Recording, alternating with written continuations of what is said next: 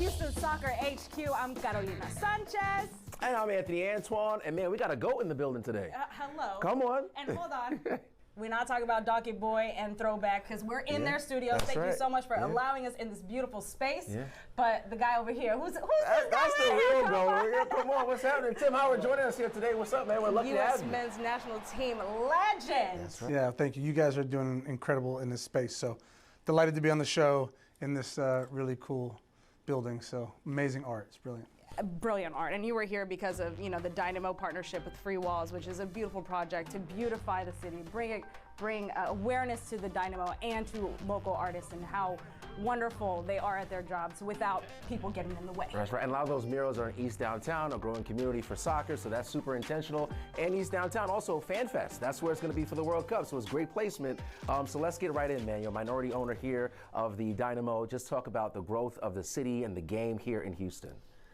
Well, I mean, I was always a opponent in Houston, but I had some amazing games with the U.S. team here, MLS as well, and the opportunity came up, and I couldn't pass it up. I have so many friends that played for the Dynamo. I've got some friends who are Houstonians, and they just tell me this city's one of one, and so it was a great opportunity for me to get involved, and I'm delighted I did, because what we're doing in the community with the team and with the city of Houston, I feel like, as you mentioned, FanFest and the World Cup that's coming, and all the growth within our own team and the city is pretty special. And as far as the city, I mean, when it came down to who was going to host the World Cup, Houston knew that we were a beautiful city and we could host, but I feel like internationally, Houston still hasn't, put that stamp. But what are your opinions of Houston? For me, Houston had to host. Just the size of the city, the amount of travel that comes through Houston, the diversity of the city. It's just, when you look at the infrastructure, the stadiums, the ability to host, as you said, FanFests and training sessions, and it's a no-brainer, and FIFA obviously agreed with that. And so we're incredibly excited for what's to come. Now, you've been, go ahead. Go ahead. We're both eager to just kind of ask like a million questions. I know. Well, Houston just hosted the Gold Cup final. Yep. What are your opinions on that tournament? Gold Cup is awesome. I mean, I've had joy and pain in the Gold Cup, and it means so much to this region, to the United States. The houses in the region are U.S. and Mexico. Now, there's people challenging that. Canada's challenging that. Panama's challenging that. But if you're a U.S. fan or a Mexico fan, that's our tournament. And it felt right. The final, people who don't say it will basically tell you want to see U.S.-Mexico in the finals. Right.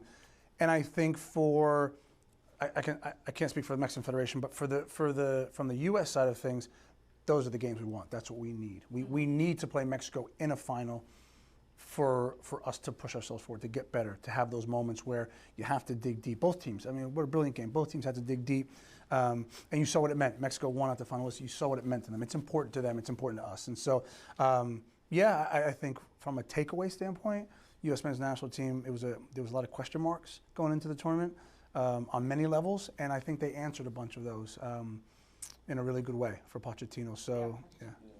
Some of the bright spots, you got on that team, Malik Tillman became one of the household names, Luna for sure, but also locally here, Jack McGlynn, man. We had Jack really performing really well leading up into that whole tournament. Just talk about his development here with the Houston Dynamo as he plays in the MLS. Yeah, well, Jack is, we think, a special player.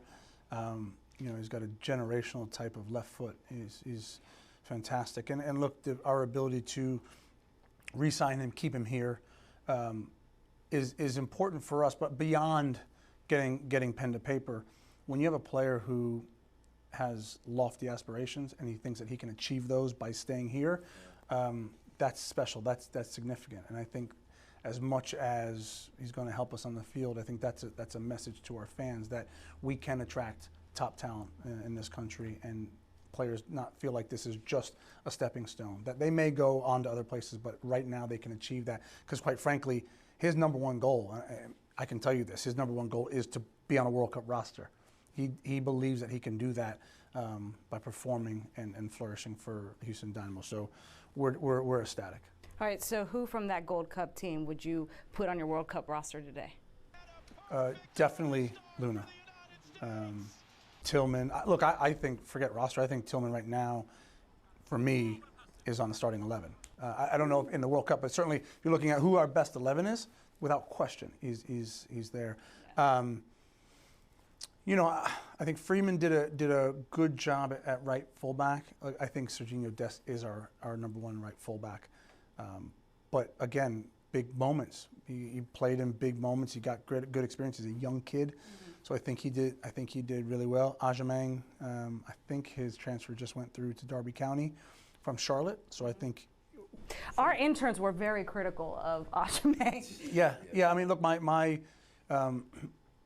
counter to that is then who? Nobody. This generation. So 2017, we didn't qualify for the 2018 World Cup. They pushed this generation to the forefront, and I would ask the question: what's the math on that? Since 2018, who's been a striker that's performed for the U.S.? The answer is nobody.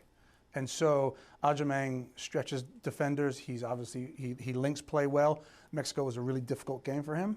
It wasn't a great game for him. But again, he like so many of the other players haven't played in a game where the pace is that fast, where the stakes are that high. He will get better. He's scored, I think he scored 5 goals in 11 or 12 games, so he's got a good return. Again, my counter to that is then who? Then who? And so he certainly put himself in the frame. And what about Chris Richards? Yeah, well, Chris is we talk about first name on the team sheet being the guys further up the field. Chris Richards said before the tournament, which I loved, he said, I want to be the guy. I want to be him. I want to be counted on. And that comes from, and this is the experience we're talking about, that comes from him playing every week for Crystal Palace for 2 years, saying, like, I'm playing against the best strikers in the world. And he feels that he can perform at that level. And he did. Chris Richards was brilliant. So for me, again, you look at the back four and the goalkeeper and who's there when they're healthy, he's the #1 right side center back, easy. All right, so you're a goalkeeper, so we have to ask. You go back to the semifinals, the penalty kicks, right? And Matt Freese, like, just talk about what it takes from a goalkeeper's perspective, going into that mentally, knowing your opponent in that moment. He did brilliantly. It's a moment where there's no pressure on the goalkeeper. You put pressure on yourself, but ultimately the striker should score. And when you have a time like that where he stood on his head and made a ton of saves, and I think went the right way every time. I mean, that is so mentally difficult for the strikers because as the shots start to add up, you're like, this guy knows where I'm going. So he's done his homework, or he's extremely lucky. But either way, he executed, and I thought in a big moment he shined. So it was great. And as far as would you prefer to block a penalty or a screamer? Just you need to block. It's a save, yeah. Would you rather save a penalty or a screamer? A screamer, yeah, I think so. Penalties are cool in that moment, but yeah, save a screamer. It's harder. All right, let's look forward to the World Cup because I know you got to go. What does the United States have to do to get ready as a country, as a host country, not necessarily the U.S. men's national team? Yeah, I think we're ready. I mean, obviously, on the ground preparation, of course, it's around the clock, and all hands on deck for the next 11 months or whatever it is. Now the clock's ticking. But in terms of a country, we're ready. We've hosted big events before. I mean, if you think about how successful the 1994 World Cup was, just as a whole, right? I mean, we were infants in the game of football. I mean, now we are, I'd say we're lions. Our infrastructure is incredible. The knowledge of the fan base, and what America does really well is host big events. We just do in every sense, and so we're ready. We're prepared. I think all the host cities are hungry for it, and I'm excited because I went through the generations of soccer. When I first started, soccer wasn't that important. It wasn't seen, and now we are on the forefront of global football. I mean, it's crazy to say. This World Cup is going to be, for everybody who talks about the U.S. doesn't have what it takes. I mean, this is going to be the biggest World Cup in history. Butts in seats, eyeballs, dollars spent. This is going to be the biggest, so we're ready for it. All right, we're out of time here, but are the fans ready? The community here, we're doing our part from the administrative side, getting it ready, but folks have never seen what's really coming our way. Well, for real, like, if you think about it. No, they don't. And I've often said, like, being at a World Cup, you go to the stadium, of course, and you watch the 90 minutes, but fans come to experience everything else, the pageantry, you know, the local art, and we're sitting here in this studio. They want to see what every city has to offer. Like when people come to Houston, they're going to want to taste and feel the flavor of this town. They're not going to New York, they're not going to LA, they're coming to Houston for a reason. And so I think they're ready for it. I think this country is. I'm excited to be in Houston during the World Cup to experience it. If I'm being brutally honest, I just want to experience it as a fan. I'm sure I have things going on, but I want to wear the shirt and drink the beers and wear the scarf and march and do all the things because I never got to do that. I have had the experience that probably everybody wants and being in the arena, but I also want the experience of just being a fan, and so I'm looking forward to it. We'll be right alongside you. All right, U.S. men's national team Give it up, give it up, give it up, give it up. Howard, Secretary of Defense, world record holder for the most saves in a World Cup match, most caps for the U.S. men's national team at how many? 121? Like, baby, we are so delighted that you joined us here. You'll have to be back. All right, you stay right there. We'll be back with more Houston Soccer HQ. Houston Soccer HQ. The interns are back with very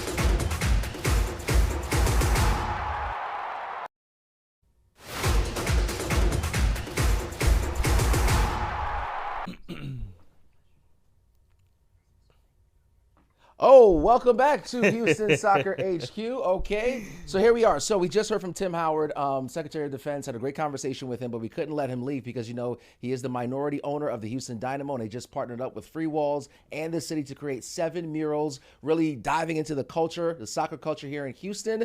And here's a look at what else he had to say. Donkey Boy is just one of the several, about 7 or so muralists who joined him. So let's listen to what else they had to say. I think public art is important for any city. It's special when it comes to, or unique when it comes to soccer. And obviously here with Free Walls and what they've been able to do has been incredibly creative and innovative, and it's part of the culture of what Houston is. And so we wanted to tap into that, support that. Soccer, when you look across the globe, the fandom and the sport are so connected, and the fans feel as if they're part of the family. They want to be a part of the family. Any club, I've always said, the fans are the bedrock or the lifeblood of that football club. Players can come and go, trades happen, but fans never leave. They're always there. Even if a fan goes and takes a job in another city, they're always a fan of that club. So the fandom, the fans are lifelong fans, and again, we wanted to tap into that. So this piece is done by David Maldonado, and so his concept was to kind of dissect the soccer ball to see like what's inside of like soccer culture, and like these are all the things that he feels represent soccer community. From our standpoint, the Dynamo, we want to bleed what they put out, and I think this mural, all of these murals are an example of that passion, of that culture. Soccer is colorful. It is about culture. It is about the vibrance and the flair on the pitch, which we get excited about, but it's also the flair off the pitch, and this is a part of it. I've worked with the Dynamo before, and they've been a great partner, so we pitched the idea of coming up with these murals to kind of highlight the soccer here, you know, soccer culture, and for them to live like throughout the city, and we picked East Downtown as you know, a good spot. So we partnered with Commissioner Adrian Garcia. He was very supportive of it, and then obviously the Dynamo, they were super open to it. So it's been great. We did a total of 7 murals.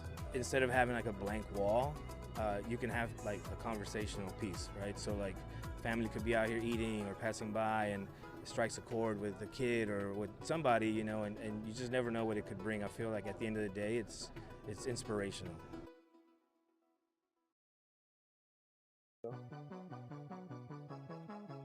Houston Soccer HQ. The interns are back with some very important information on the games this week.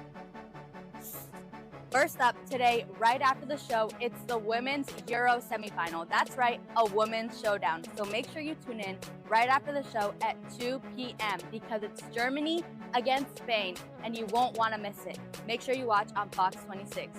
Ethan, heads up. Oh! Next up, we have a huge game. It's the MLS All-Star Game tonight at 8 p.m. Will Lionel Messi be playing? Will guys like Diego Luna, Jordi Alba be playing? Tune in to find out. Yo, Trent, come fill in. Thanks, Ethan. And last but not least, we have the Houston Dynamo versus the LA Galaxy happening Friday, July 25th at 7:30 p.m. Make sure to tune in and watch the beautiful game we love. Back to you, Houston Soccer League.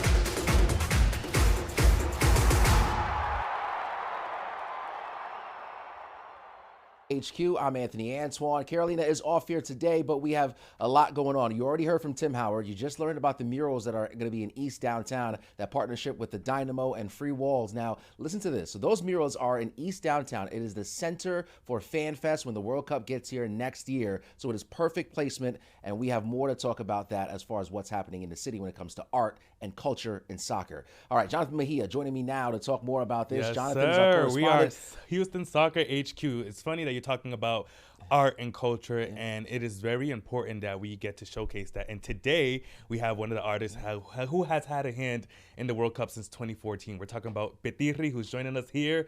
Petirri, that's amazing. Since 2014, you've been able to directly work and travel to each host country and show your artwork.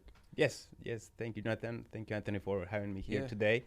Yes, that was a goal since I started working professionally on art around football or soccer. I put myself goals to bring my artwork to different World Cups. So the next one happening was the 2014 in Brazil. And I did everything to make it happen. And after that, I was able to bring them to Russia and then Qatar in 2022. Did you ever see yourself taking off the way it did? No, I mean, it has been just crazy, this journey. It has been amazing. A lot of work, but I mean, now looking back, it has been so rewarding, and just proud of everything that has happened and meeting so many different people, and really what the game has become now, what it is about, like this universal game that everybody plays, no matter age, no matter race, no matter anything, and it's just bringing people together all over the world. Talk about your artwork. How do you describe your artwork, and what do you try to capture when you put that, paintbrush to the canvas? Yes, so I try to capture the essence of football. For me, the essence, I think it is the jersey and the colors of every team. That's what everybody wears, right? The players, the fans, and they never go away. I mean, I think the athletes, they're very important, but we have like key athletes every 5-10 years. But the jersey and the colors, they remain in every team. So I try to depict that in motion. That what allowed me to become an artist professionally back in 2010, I will say. And I decided to leave architecture, my background is in architecture, put it on the side, and go full force with art. But in general, I think the essence of this sport, that's what I wanted to depict in my paintings. And good. Houston is one of the host cities, right? So how exciting is that? You live in Edo.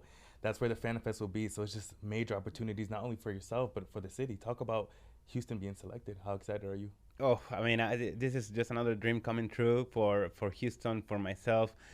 So talking about bringing my artwork to other countries, it was a big challenge trying to find a space, gallery, connections, bring the artwork, the logistics to a different country. It was a lot of work.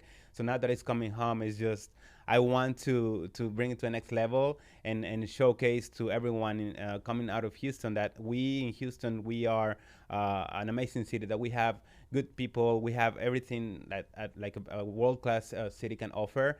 So I'm just getting ready for that for next year. So I'm very, very excited about that. So what's your plan? How are you going to be getting the city riled up and excited through your artwork for the World Cup? You have any events coming up? Yeah, so I actually started getting ready last year. I usually get ready in a year in advance, but for this time I decided to prepare everything 2 years ahead.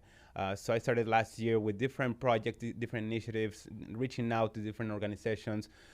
So everything came together this year, and I started working with an initiative called The Ball Rising Through Culture, which it was awarded by the City of Houston and the Houston Arts Alliance to implement culture, the impact of football in culture.